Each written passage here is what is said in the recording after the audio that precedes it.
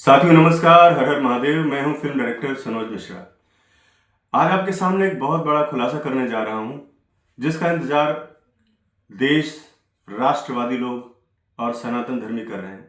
जैसा आप लोगों ने पिछले दिनों देखा कि एक लव जिहाद का शिकार बनाकर महाकुंभ के वायरल गर्ल मोनालिसा को केरल ले जाया गया और किस तरह से फंसाकर उसको वहां पर जाके तथाकथित तौर पर उसके साथ शादी की गई। पहले दिन से ही मैं इसके खिलाफ था, इस लव जिहाद के खिलाफ था, और मुझे लग रहा था कि ये कुछ ना कुछ बहुत बड़ी साजिश है, बहुत बड़ा षड्यंत्र है। और इस षड्यंत्र के खिलाफ मैं खड़ा हुआ, उठकर खड़ा हुआ उस पीड़ित परिवार के लिए। वो पीड़ित परिवार जिसमें वो बच्ची रहती थी, उसके माँ बाप के दर्द मैंने सुना। और माँ बाप शुरू से ही कह रहे थे कि मेरी बच्ची नाबालिग है, बालिग नहीं है। तो इस बात को मैंने कई मंचों पर उठाया, मीडिया के माध्यम से भी उठाया, और लगातार मैं भाई उच्च अधिकारियों से और कई सारे जो बहुत सारे हमारे देश के सम्मानित लोग हैं, मैंने उनके सामने भी इस प्रश्न को रखा, इस समस्या को रखा। और इस संबंध में मैंने शिकायत भी दर्ज करवाई थी मध्य प्रदेश पुलिस में ही जाकर। और उस बिहार पर जो जांच शुरू हुई, उस जांच के बाद माननीय राष्ट्रीय मानवाधिकार आयोग ने भी इसको संज्ञान में लिया और उन्होंने भी इस पर आगे कार्रवाई का आदेश दिया। और उसके बाद फिर राष्ट्रीय अनुसूचित जनजाति आयोग दिल्ली, जिन्होंने सबसे पहले यह साबित किया कि पारधी जिस मतलब ये आते हैं, बंजारे नहीं, ये पारधी हैं और ये जनजाति समुदाय से हैं। और इसके अध्यक्ष श्री अंतर सिंह आर्य के नेतृत्व में पूर्व न्यायाधीश श्री प्रकाश उइके के मार्गदर्शन में जांच शुरू हुई और इस जांच में साबित हो गया है कि मोनालिसा नाबालिग है। इसके सारे डॉक्यूमेंट, सारे पेपर्स मैं आपको भी उपलब्ध करा रहा हूं। साथ ही पीएफआई और सीपीआईएम की जो नेताओं की सक्रियता रही है इसमें, उस पर भी आयोग ने चिंता व्यक्त की है। आयोग ने माना है कि फॉल्स नैरेटिव सेट किया गया। जैसे मैं शुरू से बोल रहा था कि ये फॉल्स नैरेटिव सेट किया जा रहा है कि ये प्यार है। जिस तरह से उज्जैन से लेकर फंसा करके और लेकर के केरल जाया गया, पूरा पूरा साफ जाहिर था। और इस पर ही आयोग ने संज्ञान लिया और आयोग ने केरल में जांच शुरू की। कहां से? श्री नयनार देवा मंदिर से, जहां पर यह शादी की रस्म दिखाई गई थी, तथा केरल के पुअर गांव के, पुअर गांव जहां पर पंचायत, पुअर गांव के पंचायत है जहां पर शादी का सर्टिफिकेट जारी किया गया था। जांच में पाया गया है कि जिस आधार पर यह शादी हुई, मतलब आधार कार्ड के हिसाब से जिसमें 18 साल कुछ महीने दिखाया गया है, वो फर्जी दस्तावेज है। और मध्य प्रदेश के महेश्वर के सरकारी अस्पताल में जो रिकॉर्ड निकाला गया जांच के दौरान, उसके अनुसार मोनालिसा का जन्म 30 दिसंबर 2009 को 5:30 बजे हुआ है। ये ऑथेंटिकल बात साबित हो गई है। अब इसके आधार पर जिहादी फरमान पर पॉक्सो एक्ट, एट्रोसिटी एक्ट के साथ बहुत सारी धाराओं पर एफआईआर दर्ज हो गई है और इस पर अब आगे कार्रवाई हो रही है। आयोग ने इसके साथ ही 22 अप्रैल को केरल एवं मध्य प्रदेश के डीजीपी को भी तलब किया है कि इस केस में आगे क्या हो रहा है, इसके बारे में भी बताया जाए।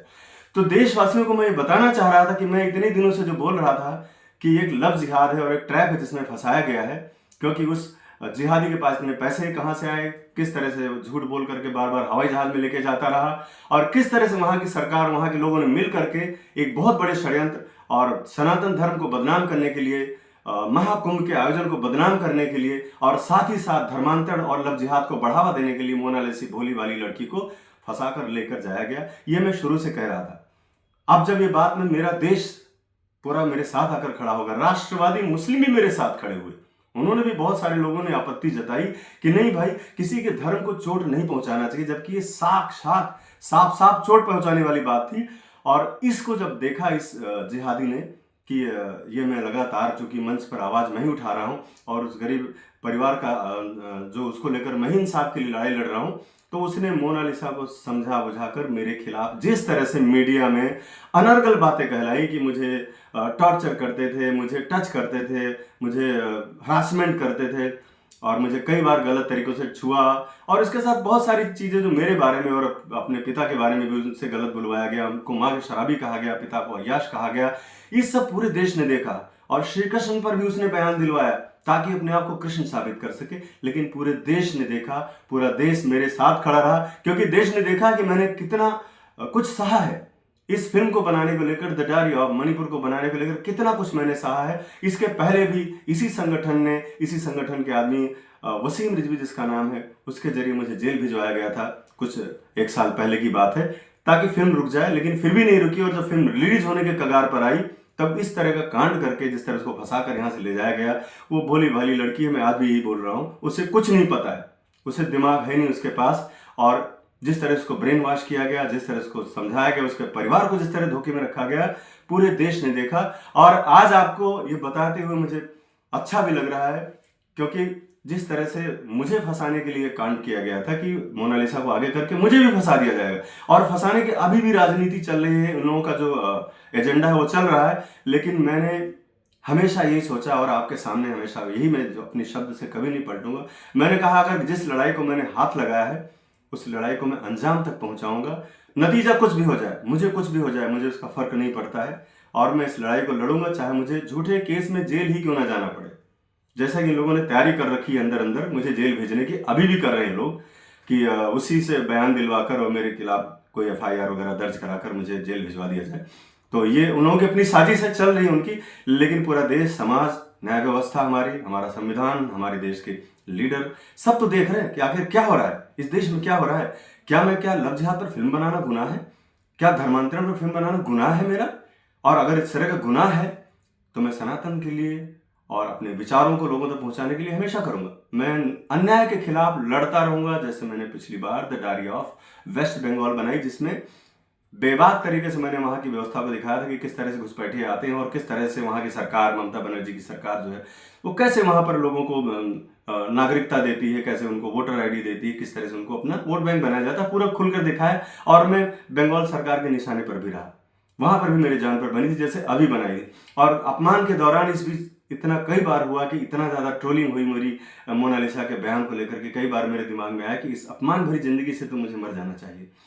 लेकिन महादेव ने मुझे शक्ति दी, आप सबकी ताकत रही, आप सबके कमेंट्स में पढ़ता था तो मुझे ताकत मिलती थी, और मैंने आत्महत्या जैसा ख्याल दिल से निकाल दिया। मुझे हर उस स्टेज पर ले जाकर मुझे पीड़ित और प्रताड़ित करने की कोशिश की गई, सामाजिक स्तर पर भी, आर्थिक स्तर पर मैं टूट चुका हूँ, ये मैं आपको पहले भी बता चुका हूँ, क्योंकि बहुत कई करोड़ रुपए मैंने इसमें फिल्म में खर्च कर दी और फिल्म भी आखिरकार डंप हो गई। क्या दोष था मेरा? यही था कि मैं एक आम लड़की को खास बनाना चाह रहा था, एक मिसाल बनाना चाह रहा था। मैं गलत साबित हो गया, लेकिन फिर भी फिल्म अलग रह गई, मैटर अलग हो गया। मुझे लड़ाई लड़नी थी और इसमें हम विजयी हो रहे हैं। आज आपको बताते हुए मुझे खुशी भी हो रही है कि लड़की मोनालिसा अंडर एज है, ये नाबालिग है, और नाबालिग होने की वजह से अब इस पर कानूनी कार्रवाई बहुत तेजी से हो रही है, और लगातार ये 2-4 दिन के अंदर आपको सारी चीज़ें सामने क्लियर हो जाएंगी, बातें सब क्लियर हो जाएंगी। राष्ट्र में जितने भी लोग, हमारे राष्ट्रवादी लोग जो थे, सब ने मुझे बहुत साथ दिया मेरा, और जितनी भी मेरे ऊपर लांछन या आरोप लगाए गए थे, सबसे मुझे लोगों ने ताकत दी, हौसला दिया, और ये साबित कर दिया कि सच की जीत होती है। और इतनी जल्दी जीत हो जाएगी मुझे नहीं पता था। मैं तो रात दिन सिर्फ भाग रहा था, रात दिन सिर्फ न्याय के लिए लड़ रहा था।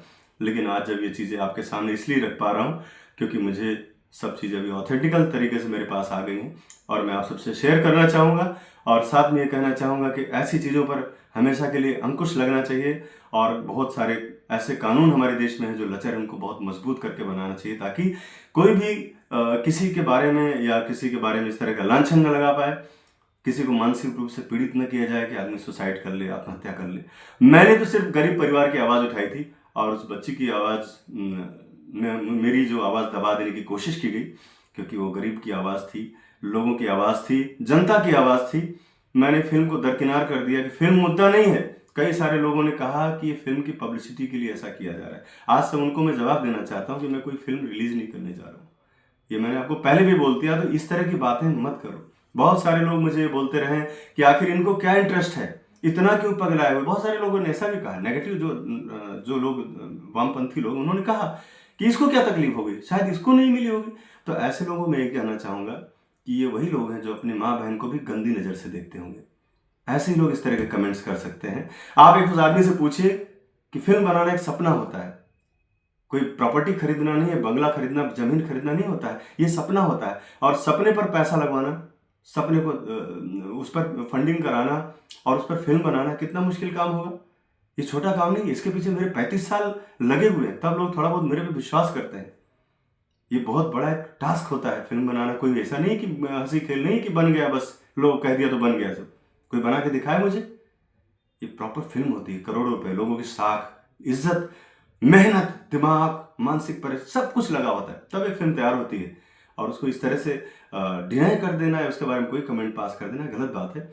कि इनका इंटरेस्ट रहा हो गया। बहुत सारे लोगों ने तो बहुत गंदे कमेंट ये भी किए कि इसको नहीं मिली होगी। क्या नहीं मिली होगी यार? मतलब क्या आप भी अपने माँ बहन को इसी नज़र से देखते हो क्या? मैं तो बेटी थी हमेशा मेरे लिए। तो इतना गंदा तो मत सोचो। ठीक है, वो भटक गई रास्ता, आज नहीं तो कल हो सकता है आएगी। और जो सच्चाई की लड़ाई में आप लोगों ने मेरा साथ दिया है, वो लड़ाई अंजाम तक पहुंचने जा रही है। इसलिए मैं सबका बहुत बहुत आभार प्रकट करता हूं। बहुत बहुत धन्यवाद। हर हर महादेव, हर हर महादेव।